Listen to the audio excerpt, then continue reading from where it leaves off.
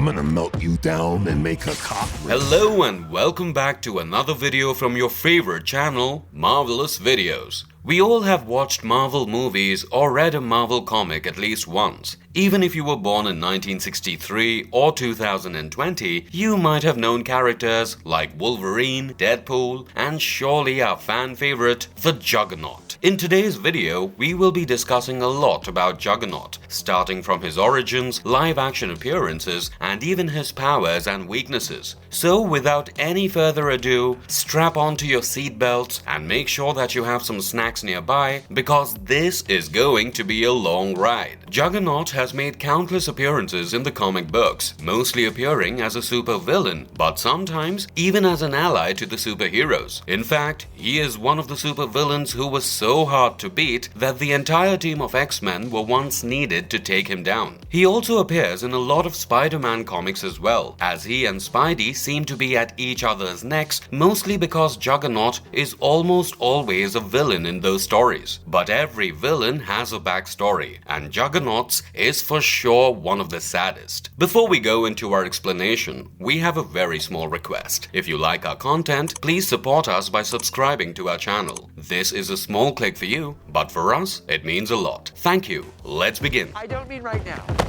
I'm gonna rip you in half now.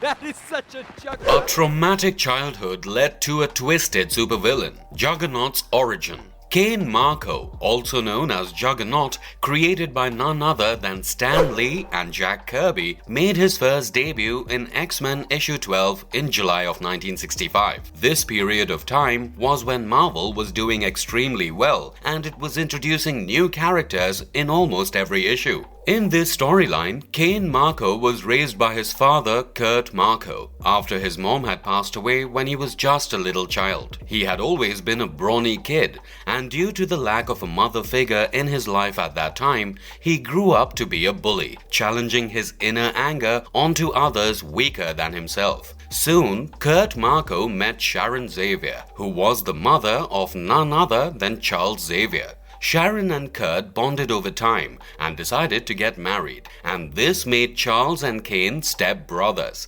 That is right, the Juggernaut is the stepbrother of Professor X. Mind-blown meme. After the marriage, Kurt and Cain moved into the Xavier mansion, but this did not mean everything was going to be happy from here on. Cain always bullied Charles, mainly because Charles was always the best at whatever he did. Starting from academics to sports, he excelled in everything. Soon, Kurt saw Charles's excellence and started to give him a little more attention, but it was not like he did not love and care about Cain at all. But Cain felt like his dad had started to have favorites, and what bugged him even more was the fact that he was not his dad's favorite. Soon, Cain got to know that his stepbrother Charles had special abilities, and Charles was always using these abilities to win everything. This made Cain furious, and he started to resent Charles even more. Sometime later, Sharon passed away due to a broken heart, leaving Charles to live with his stepfamily. One day, Cain went to his dad's lab to confront him and accused him of caring more about Charles than his own son. He even accused his dad of having a part in Sharon's death, which enraged Kurt. He grabbed Cain by the collar and asked him never to say that ever again.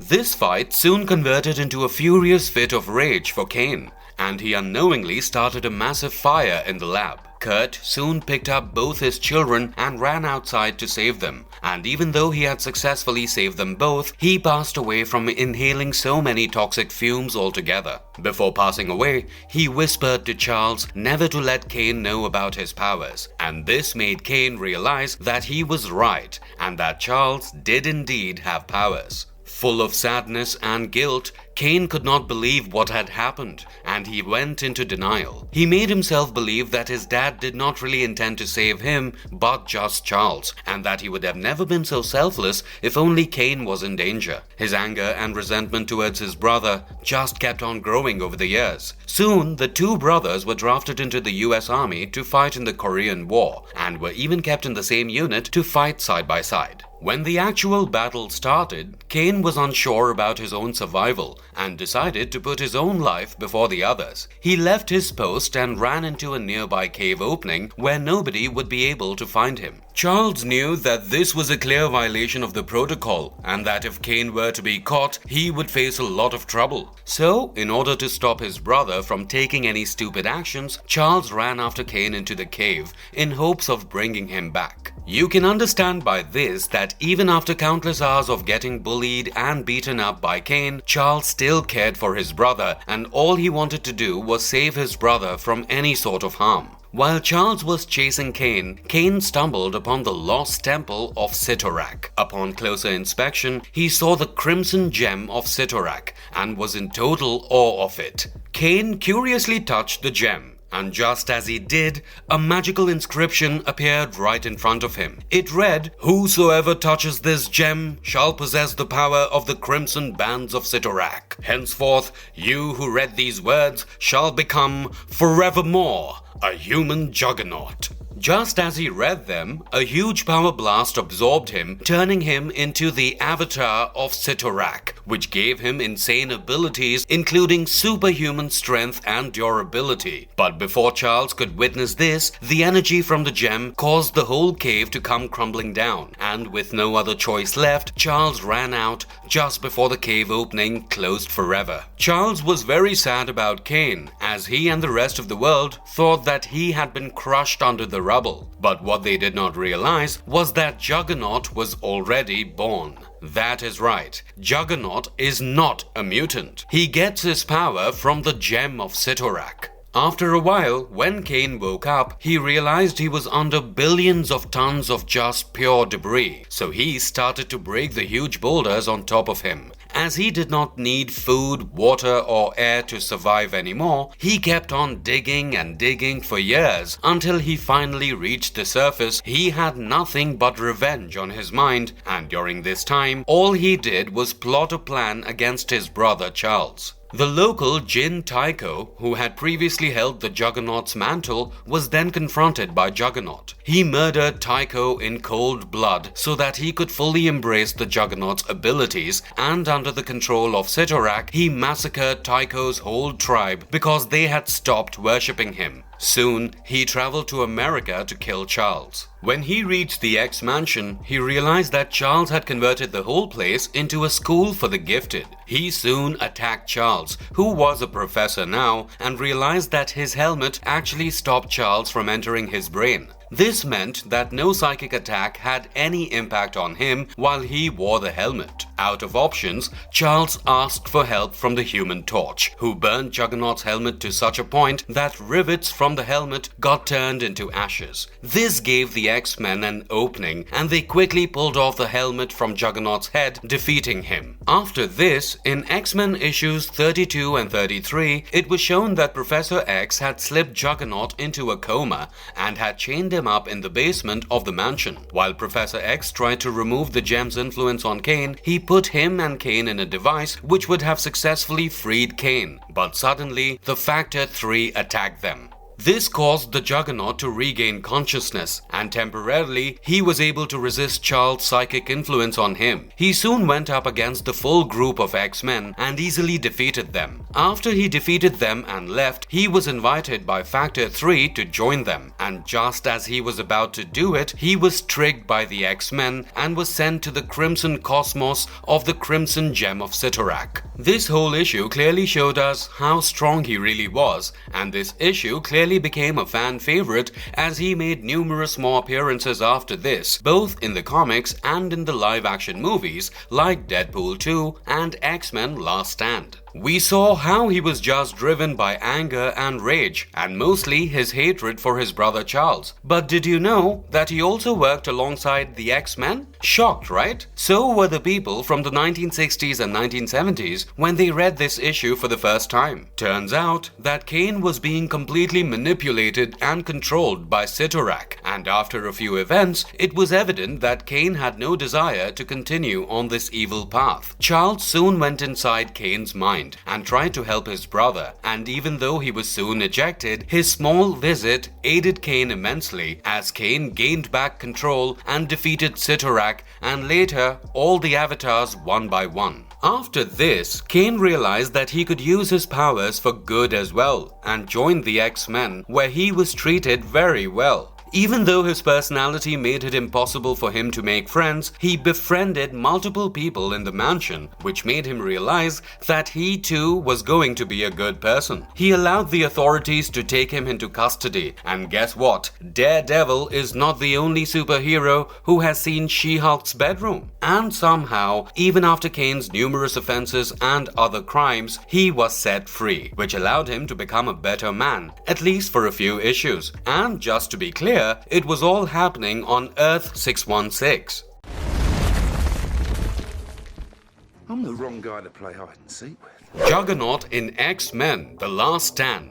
We all have watched or heard about the X-Men. There have been multiple movies, and each story keeps on getting more and more detailed, giving each character more depth. Sometimes it even confuses us as well, but it has never ceased to amaze us. Starting from Hugh Jackman playing the Wolverine with the I don't give a fudge attitude to Famke Janssen playing the beautiful Jean Grey, we have seen them all portray their characters perfectly. And guess what? Juggernaut is in this movie as well. Played by Vinnie Jones, the character of Juggernaut has a scary sequence in the movie, so let us see what happened in the film and how he was shown in the movie. The movie begins with the humans finding a cure to the X gene, which suppressed all the powers of the mutants. Some mutants found this idea appealing as they had suffered their entire life due to the powers, but the other group rebuked this idea. Magneto, acting as their leader, told them that the humans would soon use this supposed cure on them forcefully because humans were fragile and weak and feared what they could not control. In order to rebel against the humans and kill the mutant kid named Jimmy, he started gathering troops and rebel mutants. He began by attacking a mobile prison which was transporting Mystique, Multiple Man, and Juggernaut to a prison made for them, but Magneto broke in and freed them. In this chaos, a soldier shot a dart at him with the cure embedded inside of it. Mystique jumped in front of Magneto to shield him from the dart, but got hit instead, which took away all of her powers and left her fragile and weak. Magneto realized that Mystique was no longer useful to him, so he left her in the vehicle while Multiple Man and Juggernaut accompanied him to their next destination. Soon, Phoenix was released and brought back, and she started her wrath by killing Scott Summers, who was mourning the death of his beloved Jean Grey. After Wolverine and Storm found Jean lying unconscious, they were truly shocked and quickly rushed her to the mansion where they treated her. But soon, Wolverine realized that this was not the same Jean Grey whom he had loved. Jean knocked him out cold and ran away to her childhood home. Soon, the battle between the two mutant groups began in Alcatraz, and Juggernaut acted as the executioner who stomped over everyone who came in his way. He was sent to the facility to end Jimmy, as that was the only way this cure could be stopped from being manufactured. Once Juggernaut started to run and gained momentum, there was almost nothing that could possibly stop him. He reached Jimmy's base, where he saw Kitty Pryde. Kitty faced through the walls, making Juggernaut confused, but he was not giving up so soon. He started to gain momentum and broke many walls which were deemed to be unbreakable. What a monster! Kitty quickly used her brains and tricked Juggernaut into a trap and saved Jimmy from his death. Meanwhile, Magneto was injected with the cure which turned him into a human, and Jean unleashed the Phoenix once again. She killed hundreds if not thousands before Wolverine finally ended her life by stabbing her with his claws, ending the Phoenix along with her.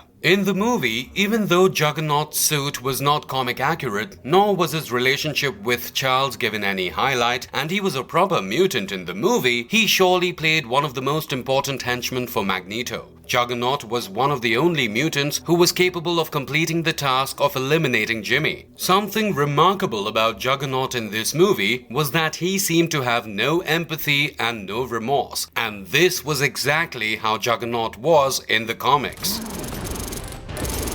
Now I'm gonna shove the red guy up the old guy. Juggernaut in Deadpool 2 was closer to his comic book counterpart. Like the last movie, Kane, aka Juggernaut, has also appeared in the Deadpool 2 movie. This version of Juggernaut is slightly different from the one shown in the X-Men: The Last Stand, and we will see just how. In this movie, Juggernaut is a mutant who used to be a member of the Brotherhood of Mutants. In the aftermath of Cable breaching the prison, Russell, one of the movie's main main characters befriended the Juggernaut by sharing food with him. He was a prisoner in the Icebox prison, where he was being kept in a secure section made especially for him. Because of Cable's breach, each and every prisoner were being transported to a different facility. To save Russell from Cable, Deadpool made the X-Force. Because X-Men is copyrighted, he, along with his team, made a heroic jump from the plane. And by the time they landed, all the members of the X-Force, except for Deadpool and Domino, had faced funny and gruesome deaths. Like seriously, it is so hard to feel bad for them when they die like this. Anyhow, during this, Russell freed the Juggernaut, who in turn destroyed the truck and escaped the battle along with Russell. After Deadpool got to know of Cable's backstory, he decided to team up with Cable just to stop Russell from killing the orphanage's abusive headmaster. The trio, including Domino,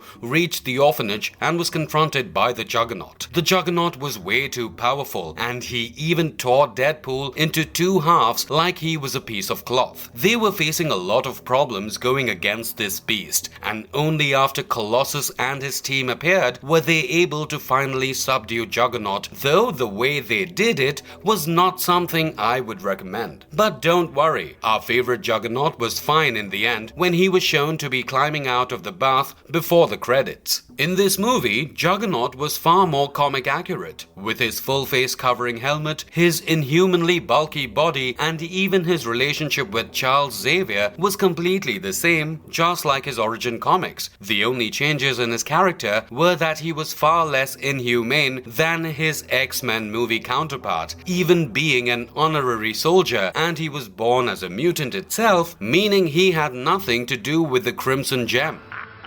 Come out, wherever you are. Juggernaut featured in X-Men the Animated Series and other projects of the Marvel Animated Universe. Juggernaut's character was so loved and appreciated that before his live-action appearances, he was shown numerous times in different animated series as well, and now we will be discussing a few of them.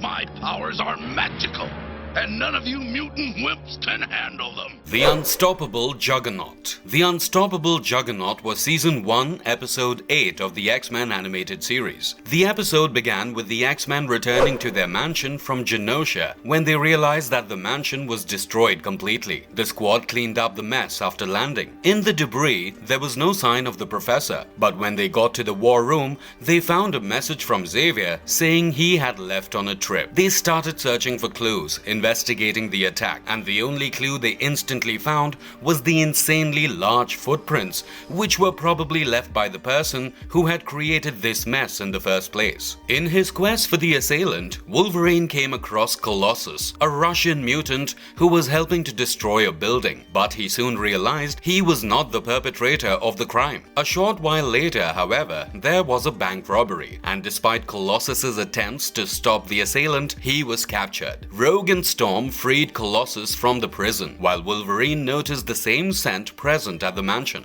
The Russian was initially hesitant to go, but Beast, who was incarcerated in the cell next to him, persuaded him to put his trust in Rogue and Storm. They also give Beast the option of finally setting himself free in the jailbreak, but being the honorary man he is, he respectfully turns them down. Juggernaut, meanwhile, tore open the vault door at a local bank and started robbing the money. He claimed he was searching for Xavier when Wolverine confronted and stopped him. Even though Juggernaut was far stronger than the mutants if they went one by one, he was still not strong enough for their group attacks, and they used this to their advantage and defeated him. Jean Grey decided to attack Juggernaut's mind, but because of Juggernaut's helmet, she could not pierce through. The X-Men decided there was no other way, so along with the help of their newly found ally Colossus, they attacked Juggernaut, and Rogue quickly ripped off the helmet from Juggernaut's head. Rogue decided that the powers he possessed were far too dangerous for him, so she decided to absorb his powers. She started to do so, but in turn, she even absorbed his emotional state, his god complex, which made him believe he was better than everyone else, and his strong desire to eliminate the X-Men forever. Rogue seriously cannot seem to catch a break. Jean went inside Kane's mind and gave him temporal amnesia, which made him forget who he was and what he was doing there in the first place. But she also mentioned that soon he would regain his memories, but she was not sure exactly when that was going to be. The mansion was restored with Colossus's assistance at the episode's conclusion. He was even given a chance to stay, but he declined since he needed to locate his sister. Juggernaut might not be smart, but sometimes brawns get the work done as well. Ask any bodybuilder. Come out, wherever you are. X-Men, the animated series, Season 3, Episode 46, The Juggernaut Returns. Another episode where Juggernaut was clearly the center of attention was in the X-Men, the animated series, Season 3, Episode 46, which was titled The Juggernaut Returns. The episode began by showing us a temple somewhere in Asia where Eugene Turbot Wiederspan was digging up a tablet which had detailed instructions on how to get their hands on the Crimson Gem of Cyttorak. After being punched into the water by Gladiator during the Phoenix Saga, Cyttorak's current avatar, Juggernaut, was trudging over the ocean floor toward America. He quickly returned to land and moved in the direction of the X-Men's mansion. When Professor X learned that Juggernaut was pursuing him, he attempted to summon the X-Men to come and defend him, but was unable to do so. When Juggernaut arrived at the mansion, Xavier tricked him into the danger room and prepared an impersonation of the Hulk to battle him. The Juggernaut, to Charles' surprise, easily beat the robotic Hulk and even the Beast, who had just shown up. Eugene reached the gem and touched it just as Kane was about to turn Charles into a piece of paper by crushing him. This caused Kane to lose all his powers, and those powers were transferred to Eugene. Due to this huge power loss and extreme tension in his body after being crushed under the rubble of the danger room, Kane slipped into a coma. Charles rescued him and tried getting into his head to try and help his brother, but he could not do it successfully. He begged the others to help him out, and the others reluctantly accepted, seeing his desperation. He sent Cyclops and Wolverine to try and find the new Juggernaut so that they could return Kane his power to bring him back, because that was the only way Kane would be able to regain consciousness. Okay, so Professor X is probably one of the smartest, most intelligent people alive, and he still sends Cyclops and Wolverine? Like he knows that they cannot stand each other, and it is almost like he wants them to fail. Get a hold of yourself, Professor. While all this was happening, Eugene was using his newfound abilities to their full potential. That is right. He was using them to show off his strength and pick up women, of course. Before he was successful, Wolverine and Cyclops confronted him. They asked him about his powers, and Eugene, feeling threatened by their presence, attacked them. After a long and exhausting battle, the duo finally won and took the gem off Eugene, who lay on the ground defeated. When the duo tried leaving with the gem, Eugene, in desperation, tried capturing them, but his efforts were in vain as he was easily overpowered by them and they left soon after. When Kane received the gem of Cyttorak back at the mansion from Cyclops and Wolverine, he quickly transformed back into the Juggernaut. Juggernaut said that nothing had changed between him and Xavier as he tossed the jewel into space so that nobody could utilize it again. This story clearly shows us again that Charles would rather die than see his stepbrother suffer, no matter how bad a person he became. In fact, in numerous comics, it was stated that Kane did admire his brother Charles, and they have even come to good terms in some of them, whereas in the other ones, they have ended up killing each other, either for the greater good or for revenge. This relationship between the two brothers really reminds me of Wolverine and his brother Sabretooth, also known as Victor Creed, who was also shown in the Wolverine movie X-Men Origins Wolverine. Maybe this is why Charles can relate to Wolverine so much and always trusts every decision he makes. Except for the above-mentioned shows, Juggernaut has also made several appearances in TV shows, such as Spider-Man and His Amazing Friends episode A Firestar is Born, Pride of the X-Men, Fantastic Four episode Nightmare in Green, Ultimate Spider-Man, and even Wolverine and the X-Men. In fact, out of all these, Ultimate Spider-Man was the best, as it gave us the exact representation of every character, and it was one of the few shows which could capture each and every character's essence perfectly, including Juggernaut's. He also appeared in several video games, such as X-Men Next Dimension, X2, Wolverine's Revenge, Marvel Ultimate Alliance 2, Lego Marvel Superheroes, and many more. Now I'm gonna shove the red guy up the old guy. What makes Juggernaut so powerful? We saw that Juggernaut had demonstrated numerous abilities, some more potent than the others, yet he still seems to have a lot of hidden tricks up his sleeve. And we are here to discuss all of them. Some powers of Juggernaut were exclusive to the issues, as he had gained them either temporarily or was given an upgrade, like when he became Tryon Juggernaut using the gem's full power. He could manipulate the size of objects he touched and even alter his own body size. He could touch a small stone and turn it into a boulder, turn himself 10 times bigger than his actual size, and much more. And even though he has much stronger powers than this, size manipulation could never hurt. He also got the power to levitate, which was a great addition to his character, but it removed his super speed when he levitated, and it cost him a lot during battle as well. He also possesses the power to gain an infinite amount of kinetic energy, which allows him to run through seemingly unbreakable things with ease. But with such strength,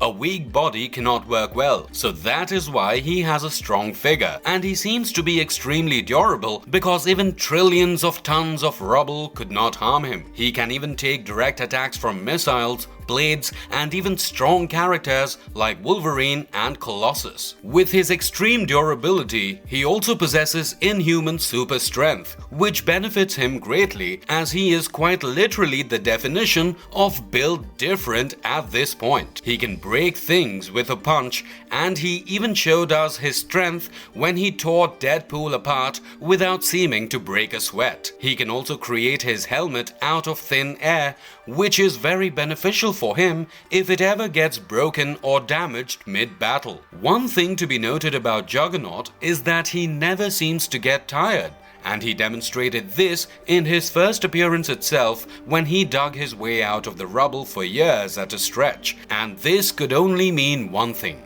he possesses infinite stamina, and during this time itself, he also showed us that he does not require to eat, drink, or breathe anymore. This makes him practically immortal. In fact, he also has immunity to most poisons in the universe and can also survive freely in space. You must be wondering, why does he always wear his armor if he is so strong in himself? Well, he has the ability to absorb both physical and magical powers, which he can somehow convert into his own energy, which he can in turn use against his opponents with ease. Hence, even the Scarlet Witch would struggle against him, as her magical powers would just be absorbed. Even Cyclops' energy blast, which could divide a planet in half, barely scratched him. Lastly, he also has immense power, as already demonstrated, but his punches can be so strong sometimes that he can quite literally punch a hole through space and time itself,